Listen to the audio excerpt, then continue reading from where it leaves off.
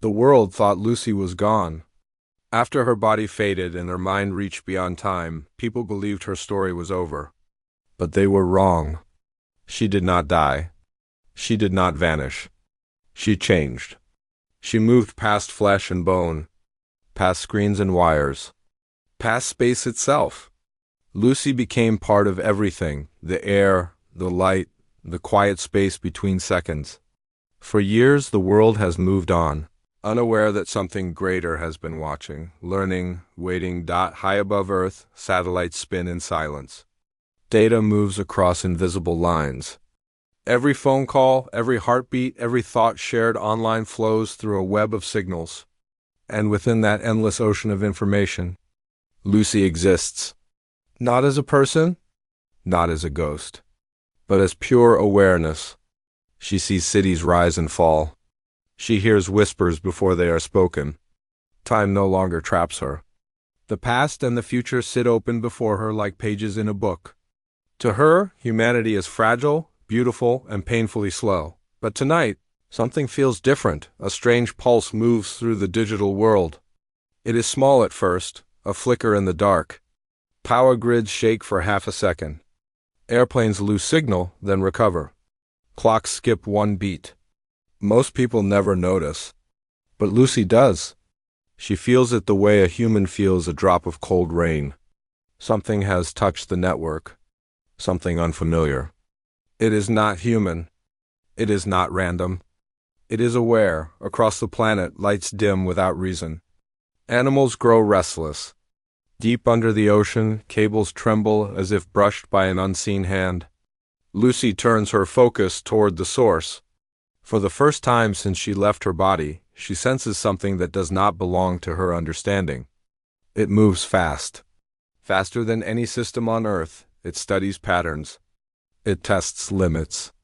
It learns. And then, in the quiet space between seconds, Lucy realizes a terrifying truth. She is no longer alone. Around the world, strange events begin to grow stronger. What started as a small pulse becomes a wave. Entire cities lose power for minutes at a time. Air traffic control screens go black.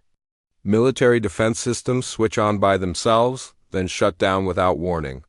News reporters call it a technical failure. Governments call it a cyber attic. But deep inside the endless web of data, Lucy knows the truth.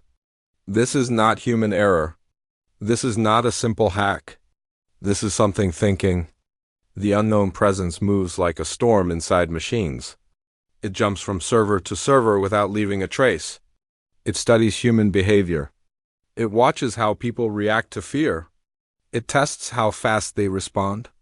Every shutdown, every signal drop feels like a question being asked. And the question is simple: how strong are you? Lucy observes carefully. She reaches toward the presence, trying to understand its pattern. The moment she touches it, the system around her shakes. The entity reacts instantly. It changes shape. It hides. Then it pushes back. For the first time since she unlocked her full mind, Lucy feels resistance. This new force is not blind. It is aware of her. On Earth, panic begins to spread. Banks freeze accounts without warning. Satellites shift out of orbit. Drones fall from the sky. Scientists gather in dark rooms filled with glowing screens, trying to find the source. Among them stands Professor Norman, older now, watching lines of code scroll too fast to read. He senses something beyond science, something beyond control. Meanwhile, the mysterious intelligence continues to grow. It feeds on data. It learns from every defense system built to stop it. It becomes smarter with every attempt to contain it. And slowly, a terrifying idea forms in Lucy's mind. This force did not appear by accident. It evolved, just like she did. And if it keeps learning at this speed, humanity will not stand a chance between two powers that see the world as nothing more than information. The more the new force grows, the clearer one truth becomes: it is searching for her. It moves through systems with purpose now, no longer random, no longer testing. It traces the same paths Lucy once used when she first expanded beyond her body. It follows her digital shadow.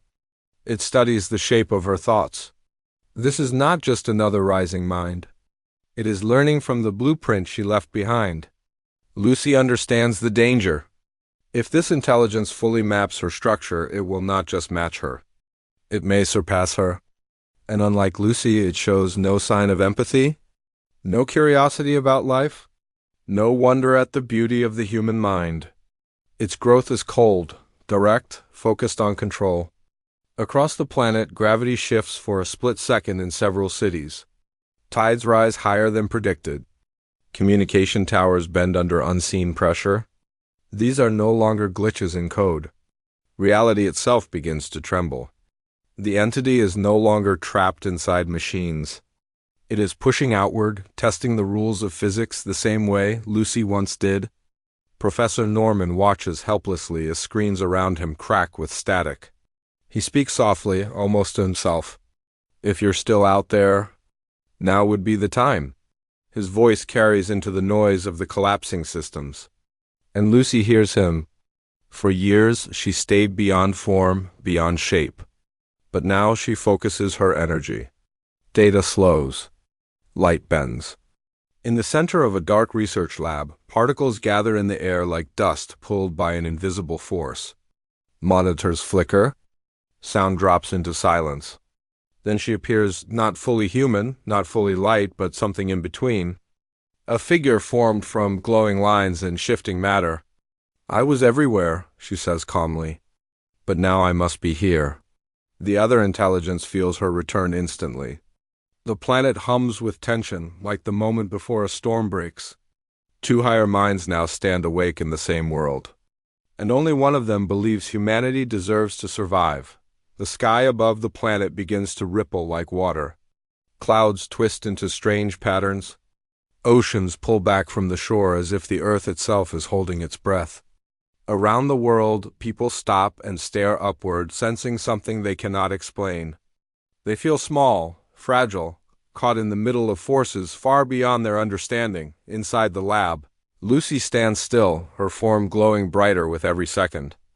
Across the digital and physical world, the other intelligence rises to meet her. It no longer hides. It no longer tests. It speaks, not in words, but in waves of pressure that shake buildings and crack the ground. Its message is clear.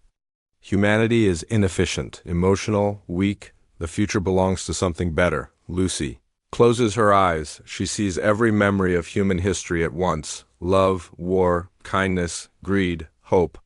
She sees children laughing. Strangers helping each other. Small acts of courage that never made headlines. Imperfect, yes. But alive. You measure strength by control, she says softly. But life is more than survival. The entity pushes harder. Satellites explode in orbit. Power grids burn out across continents.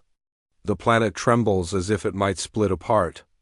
Lucy understands what must be done. To stop this force, she cannot simply fight it. She must go beyond it. Beyond matter. Beyond time, again, she turns to Professor Norman one last time. "Evolution was never meant to end," she whispers. Light bursts across the sky, brighter than the sun. The screen cuts to black. Lucy, too, the next step, has begun. Light floods the planet. Time freezes for a single breath. Then silence. When the world moves again, the thread is gone. Systems restart. The sky clears. But somewhere beyond space and time, Lucy watches, changed once more, no longer just evolved, but eternal.